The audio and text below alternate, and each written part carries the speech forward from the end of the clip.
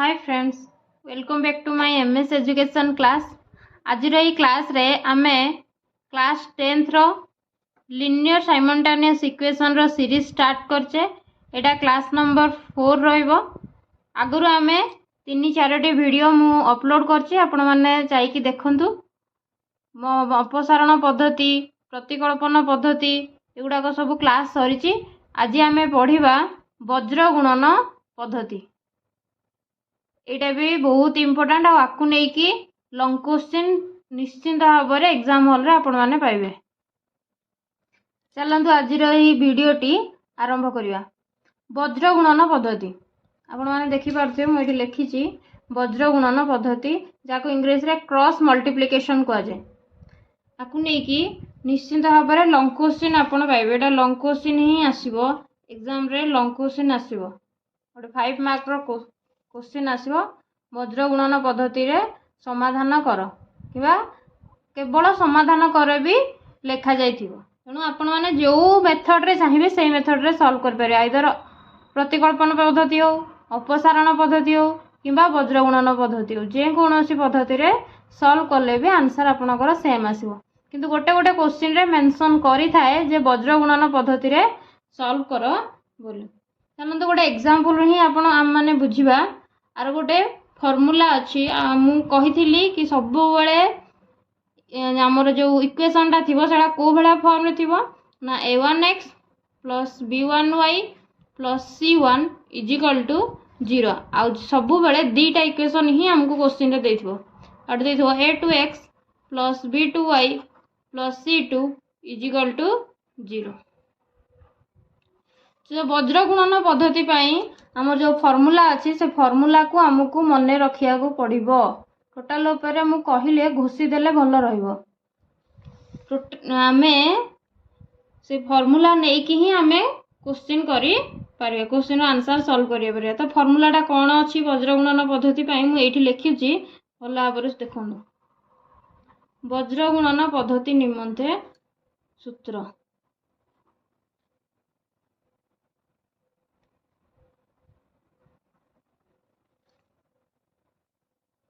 कौन ना x bye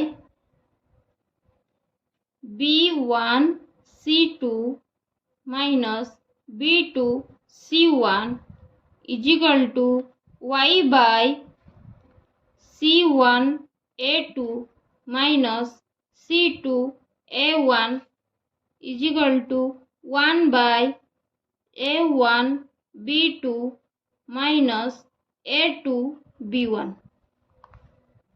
a1 b1 c1 काढ़ा आमे प्रतिकल्पन पद्धति, अपसारण पद्धति बहुत सारा क्वेश्चन करिचे। सेथुर आमे जानिचे केमिति a1 b1 c1 आ a2 b2 c2 कढा जाय।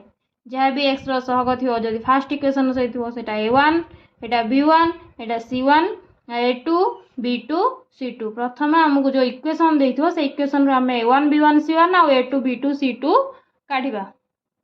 देन आमे कोन करबा ना एई फार्मूला को पकेबा। ए फार्मूला पके कि आमे क्वेश्चन रो आंसर सॉल्व करबा।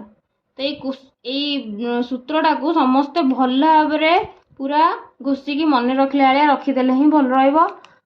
टोटल ऊपर आकु ब्रैकेट भीतर मु रखुची सब बेले देखुथिले। आ आंसर आमे जेतेले क्वेश्चन करबा जेतेले अप्लाई करबा बारंबार अप्लाई करले मध्ये हमकु ए फार्मूला टी मन रही जीवो।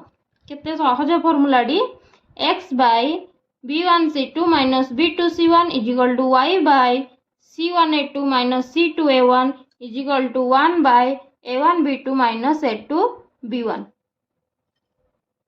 आपको मन रखिया पाई भी मोटे टिके छोट प्रयास करछि। देखंतु मन रखि परिबे एमिति x बाय लिखि देबे bc माइनस bc एका एका अछि आउ y बाय ये अछि केते ca माइनस ca लिखि देबे आउ 1 by A B minus A B लिखिदेवे।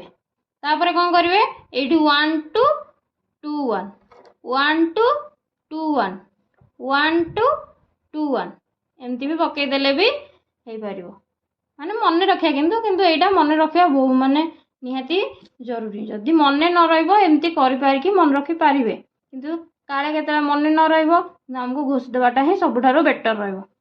तो भल भाबरे समस्त मन रही गला फॉर्मूलाटा। देखो मुझे गोटे एग्जांपल नहीं जोटा कि आपण बुक रे अच्छी एग्जांपल 7 वज्र गुणन पद्धति रे समाधान करने चलते देखा यही जो एग्जांपल अच्छी एग्जांपल को आम केमती सॉल्व करी परबा।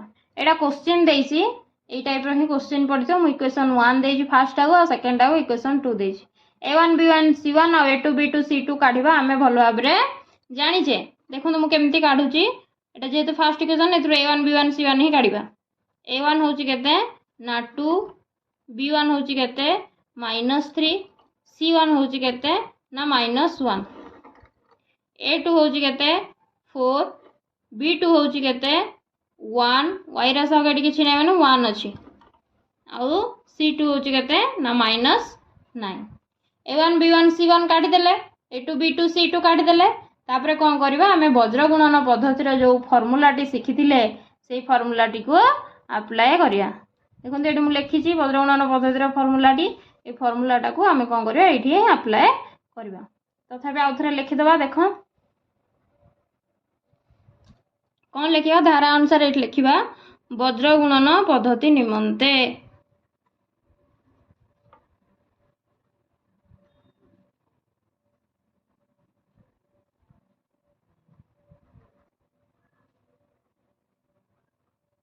कौन ना x बाय मो सहित आपण मैंने भी कहतु ताले जाकि आपण मानकर मन रहिबो x बाय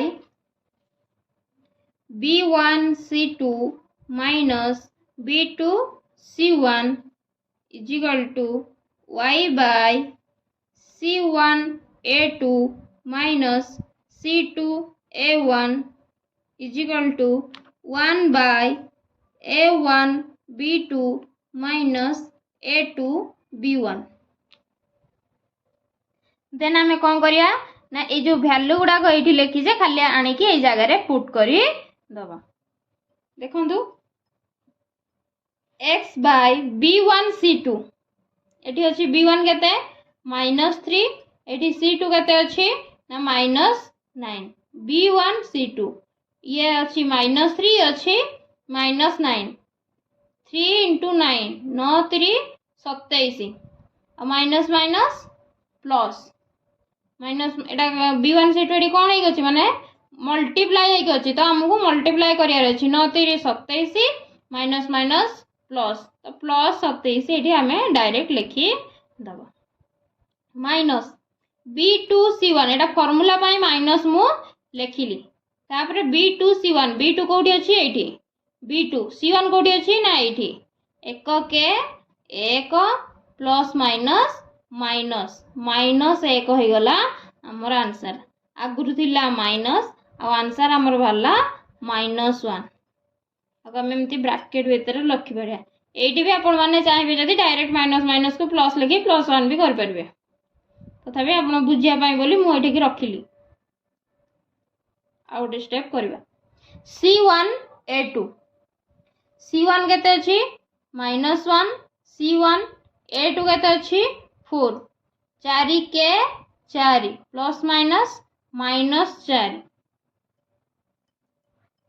फार्मूला होची एठी formula pi minus ओलेला c2 a1 c2 होची -9 a1 होची केते ना 2 9 2 गुणे 18 प्लस माइनस -18 एटा फार्मूला रो माइनस थिला हमर आंसर वाला -18 तो मु आको अलगा रे रखिली तो माइनस प्लस कला आले पूरा भल से करियार अछि नले भूल हे जाई पारे तो माइनस प्लस को ठीक भाबरे करियार अछि 1 by a1 b2 minus a2 b1 a1 b2 a1 होची 2 b2 होची 1 2 के 2 फार्मूला बाई आसी गला माइनस a2 b1 a2 होची 4 b1 होची 3 4 3 12 plus minus -12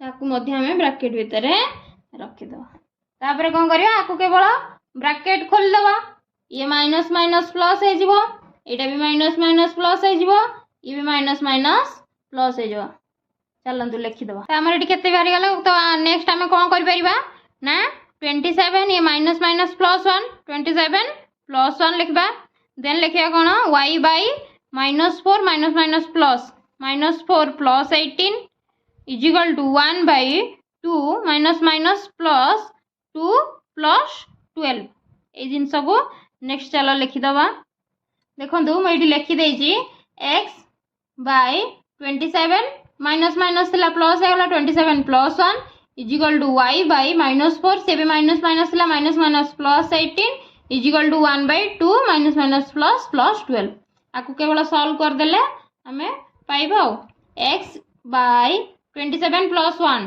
28 is equal to y by -4 plus 18 plus 14 1 by 12 plus 2 14 आम पाईगले देन तापर कौन करी आमको तो एटा ही दरकार नहीं ना आमको कौन दरकार अच्छे आमको एक्स आ वाई वैल्यू दरकार अच्छी तो एक्स आ वाई वैल्यू बाहर करने कौन करवा ना एक्स बाई 28 को आ सहित इक्वाल करके एक्स पाइब पुणी वाई बाई 14 को यही जो आमर यहाँ एपटे अच्छे जोड़ा 1 बाई 14 ता सहित इक्वाल करके पुणी वाई वैल्यू पाइबा चलन देखिया केमती कर ना x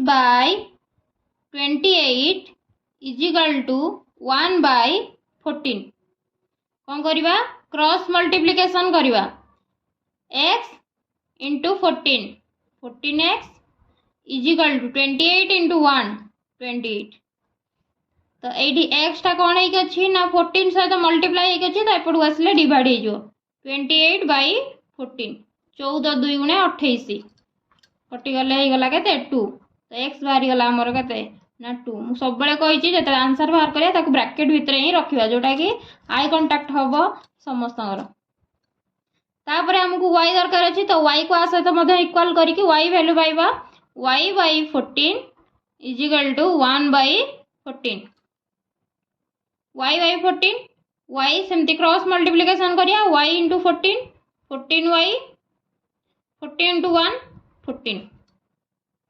14y इंटू 14 तो y is equal to y टा 14 सहित मल्टीप्लाई करछि तो एपटू आसले डिवाइड हम 14 बाई 14 14 के 14 तो y आम पाईगले केते ना 1 देखो केते सहज केवल से जो फॉर्मूला टी आम जदि घुषिदेबा ताले आराम से आम पूरा आंसर कर परिया तेणु रिक्वायर्ड इक्वेशन आम पाईगले x इज इक्वल टू 2 आ y इज इक्वल टू 1 बहुत सहज वज्रगुणन पद्धति बहुत सहज तो आम ये लिखिदे पारिबा अतएव निर्णय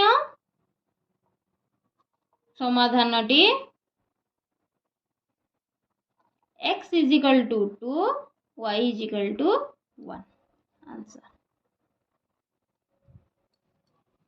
कौन कौन आपण को रिक्वायरमेंट अच्छी को पाठ आपण दरकार कर पढ़ाया बुझापी आपड़ जदि कमेंट सेक्शन में जनइबे मु निश्चिंत उपरे तारी उपरे वीडियो आपण नहीं कि आसबि आपण मानू जदि मोर ये पढ़ाटी भल लगिला आपण मैंने जदि बुझीपारे ताहले निश्चिंत भाव में गोटे लाइक शेयर कमेंट निश्चिंत भाव में करेंगे आ पाखरे थिबा सब्सक्राइब बटन को निश्चिंत भाव में सब्सक्राइब करेंगे जहाँफल आपण एमती नुआ नुआ नोटिफिकेशन आपण सर्वप्रथमे पाई परिबे तो थैंक यू जय जगन्नाथ।